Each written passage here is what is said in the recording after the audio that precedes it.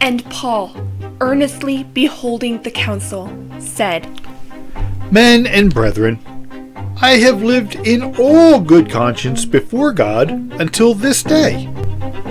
And the high priest, Ananias, commanded them that stood by him to smite him on the mouth.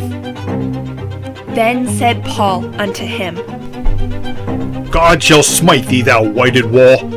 For sittest thou to judge me after the law, and commandest me to be smitten, contrary to the law? And they that stood by said, Revilest thou God's high priest? Then said Paul, I wist not, brethren, that he was the high priest. For it is written, Thou shalt not speak evil of the ruler of thy people. But when Paul perceived that one part were Sadducees and the other Pharisees, he cried out in the council, Men and brethren, I am a Pharisee, the son of a Pharisee. Of the hope and resurrection of the dead, I am called in question?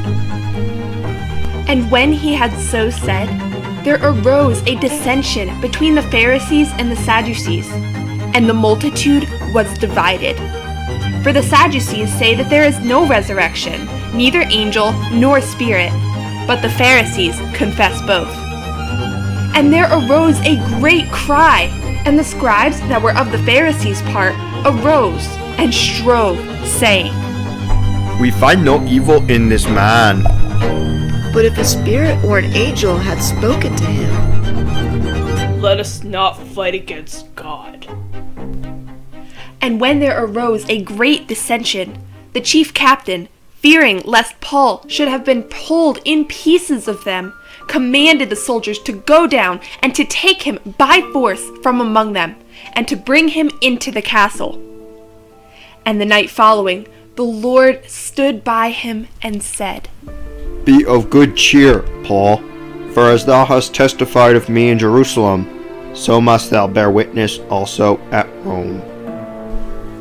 And when it was day, certain of the Jews banded together and bound themselves under a curse, saying that they would neither eat nor drink till they had killed Paul. And there were more than 40 which had made this conspiracy. And they came to the chief priests and elders and said, We have bound ourselves under a great curse, that we will eat nothing until we have slain Paul. Now therefore, ye with the council signify to the chief captain, that he bring him down unto you tomorrow, as though ye would inquire something more perfectly concerning him.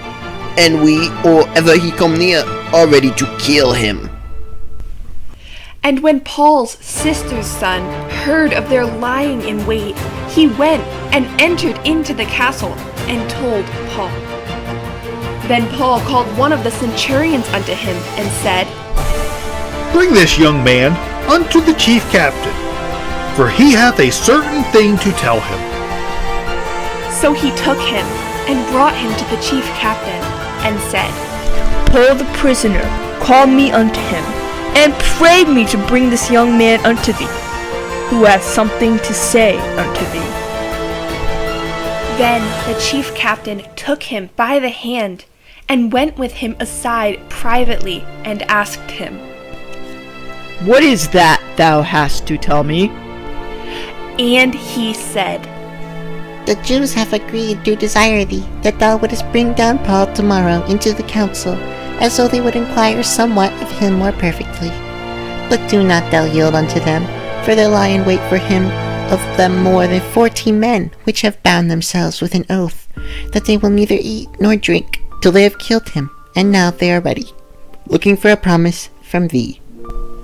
So the chief captain then let the young man depart, and charged him, See thou tell no man that thou hast showed these things to me.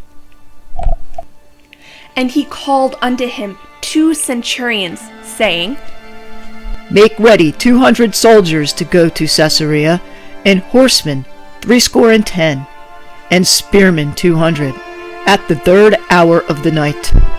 And provide them beasts, that they may set Paul on, and bring him safe unto Felix the governor. And he wrote a letter after this manner.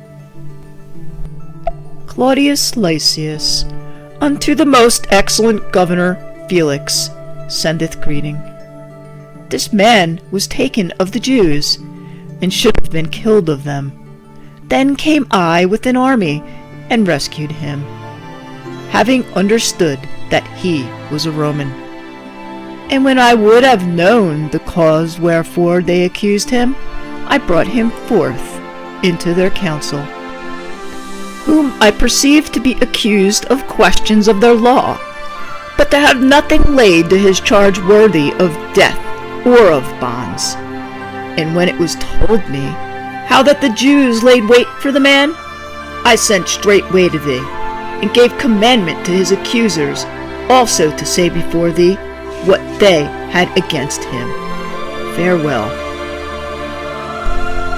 Then the soldiers, as it was commanded them, took Paul and brought him by night to Antipatris.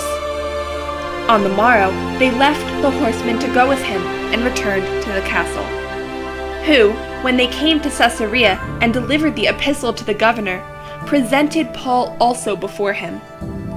And when the governor had read the letter, he asked of what province he was. And when he understood that he was of Cilicia, I will hear thee, said he, when thine accusers are also come. And he commanded him to be kept in Herod's judgment hall.